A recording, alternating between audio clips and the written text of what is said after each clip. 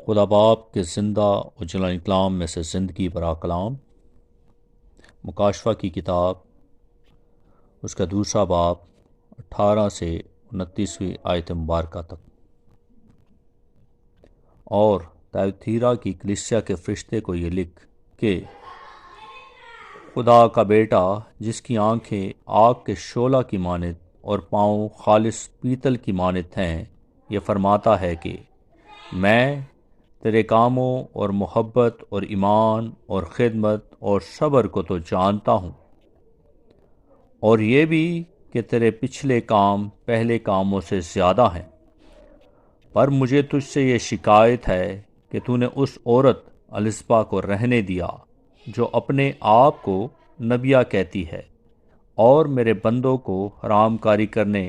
اور بتوں کی قربانیاں کھانے کی تعلیم دے کر گمراہ کرتی ہے۔ میں نے اس کو توبہ کرنے کی مہلت دی، مگر وہ اپنی حرام کاری سے توبہ کرنا نہیں چاہتی۔ دیکھ، میں اس کو بستر پر ڈالتا ہوں، اور جو اس کے ساتھ زنا کرتے ہیں اگر اس کے سے کاموں میں سے توبہ نہ کریں تو ان کو بڑی مصیبت میں پھنساتا ہوں، اور اس کے فرزندوں کو جان سے ماروں گا، اور سب کلیسیاؤں کو معلوم ہوگا کہ گردوں اور دلوں کا جانچنے والا میں ہی ہوں، اور میں تم میں سے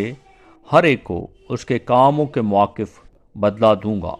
مگر تم تhyاتیرا کے باقی لوگوں سے جو اس تعلیم کو نہیں مانتے اور ان باتوں سے جنہیں لوگ شیطان کی گہری باتیں کہتے ہیں ناواقف ہو، یہ کہتا ہوں کہ تم پر اور بوجھ نہ ڈالوں گا،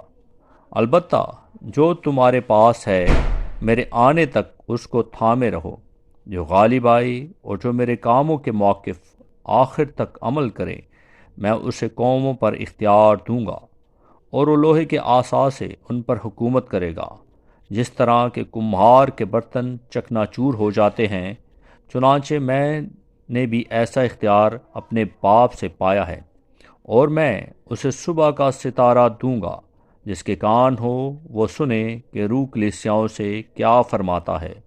کلام کے پڑھے اور سنے پر خداوند تعالیٰ کی برکت ہو، آمین۔